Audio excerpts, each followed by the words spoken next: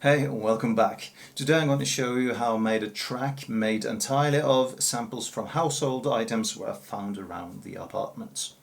Make sure you stick around to the end where I play the whole track. Thank you for tuning in and hope you enjoy the video. To the song. Here's the project. Not too many tracks, to be honest. We have two rhythm tracks. One for drums and one for toms. We have 4 atmosphere building tracks to give to provide the overall atmosphere. We have a pad, we have a lead, because we can, and a little weird thing I call the weirdo, more of that later, and we have a piano type instruments, and last but not least we have the bass. So the drums, they're pretty straightforward. I just went around the apartment and recorded samples of me hitting various things such as leather cushions, the sofa pillows, the mattress on the bed, different pots and trays and stuff outside. And I used some of those samples and layered some of them to build the kick and the hat and the snare. I also built some percussion. Also for the toms I used this. This is sort of a marble stick or something object that just I hit a wine fermenter, but basically a plastic bucket filled of wine fermenting with this one, and made the tom. And everything sounds like this.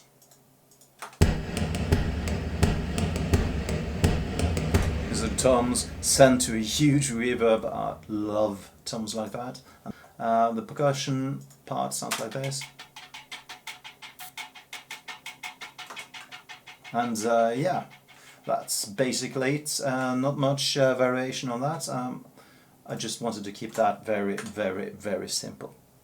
The atmosphere, not much to say about this either. There are 2 tracks which I called Atmosphere Outside, where I propped my recorder outside on the balcony to capture the ambience of people hanging out outside in the summer.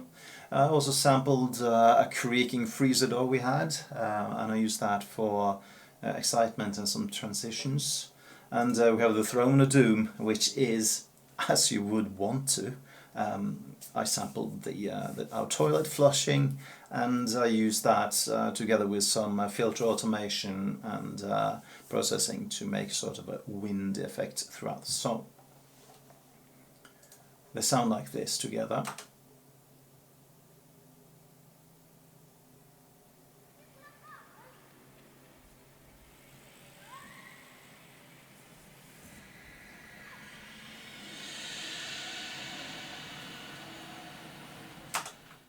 So the glass pad and the glass piano are provide the main chord structure and the backbone of the song.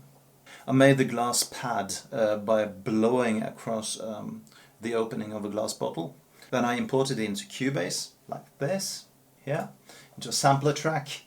I found the best bits. I slightly tuned it so it was in tune, ramped up the volume, and I just ran it through a phaser, a doubler, a tremolo and a compressor, as well as filtering out all of the low frequencies, most of the low frequencies. I always sent it to a delay to give it, to make it a bit more airy.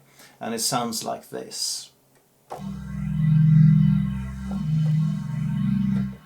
Octave down.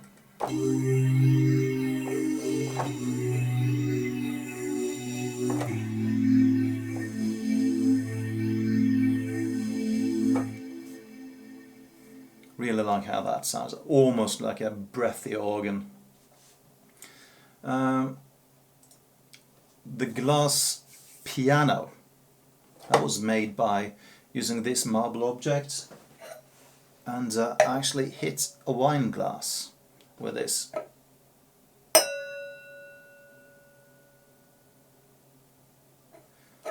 Which gave it a really, really nice ring bell-like tone. So pretty beefy attack. It was near mic'd. and a good clear ringing bell, which gave me a very very good starting point for building a piano. So if we look inside Cubase, I made two tracks, one left and one right, which were panned 50% each way. I can see that it was doubled, so I had to fix that. They were imported into a Cubase sampler track, and I increased the tempo slightly, or the sample slightly, fine-tuned it so it was in tune. I did some simple filtering on it, and then I ran it through a CLA 2A compressor from Waves to give it a bit more weight and body, and I also EQ'd it with the HEQ from Waves, in addition to some EQing directly on the track. It was sent to a delay and to a reverb, and also it was sent to the sidechain input of a compressor on the pad, so I could avoid some conflict and give both of them room to be heard in the soundscape. So it sounds like this.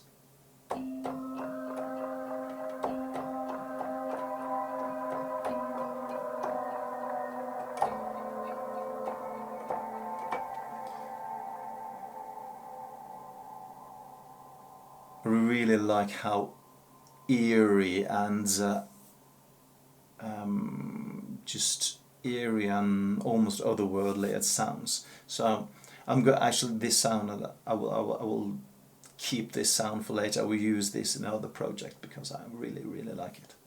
Now for the bass, which is the bassist's favorite part. So the bass was made from the same sample as the glass piano, the wine glass. And that too was imported into a sampler track in Cubase, slightly fine-tuned to make it in tune so I can play it, and it was, as you can see, run through the Dark Glass Ultra plugin from Neural DSP. This is my go-to plugin for bass when I want, even for clean tones, but it's amazing for grits and the distortion. It's really made the bass hit hard, and sounds like this.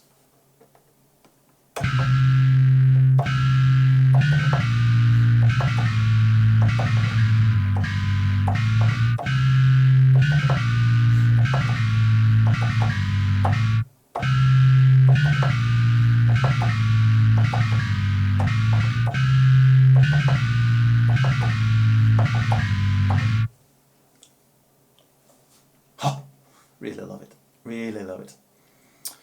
Now for the weirdo.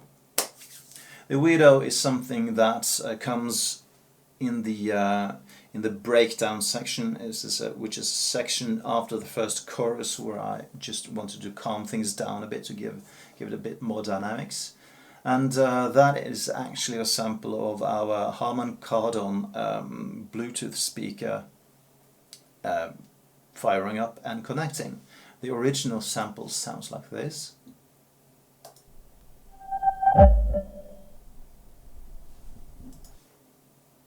More or less. And that was imported into Cubase and into a sampler track, sounding like a broken record here.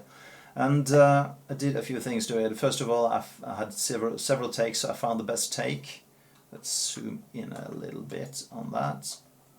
Found the best take, looped it, and I reduced the speed of it. I did some formant shifting. I tuned it so it was in tune, and I ran it through the plugin, the King's microphones from Waves. This was done to give it sort of an otherworldly, eerie, old feel. This was also sent to a delay and to a big reverb, and it sounds like this. Oh, that was a bit too low.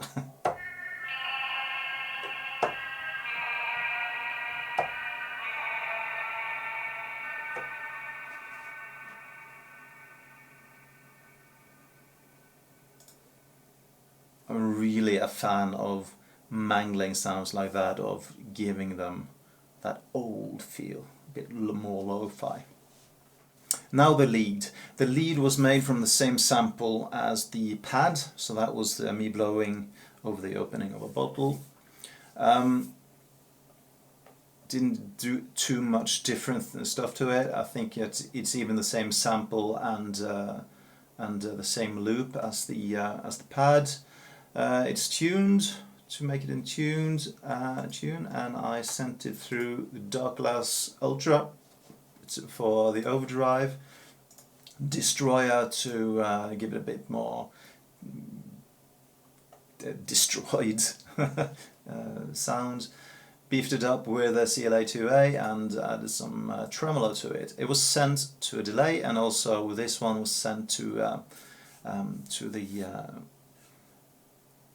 the sidechain input of a compressor on the pad, so it will allow some space for the lead. And it sounds like this. Higher up.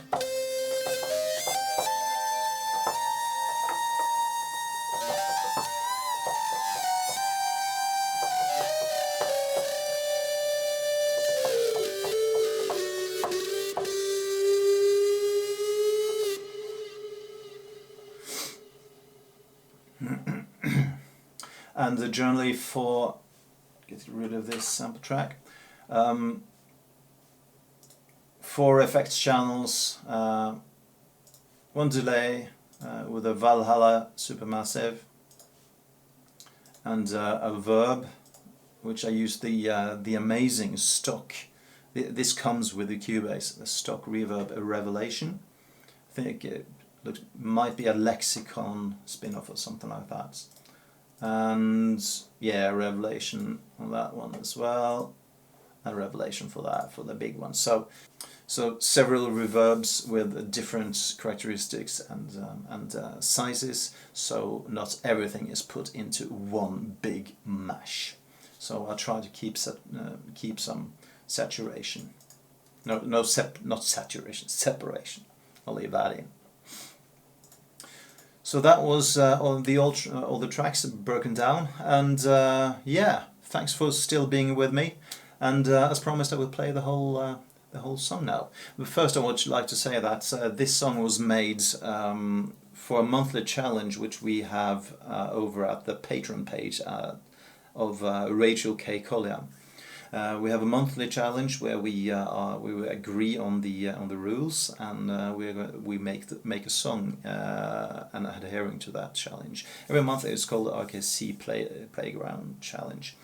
So if you're not familiar with her channel, so I'll link her channel down below. Go check her out, and if you think that sounds like fun, join as a patron and join the fun.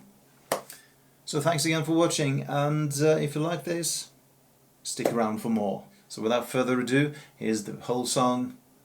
Hope you liked it. Feel free to comment below. See you on the next video. Cheers.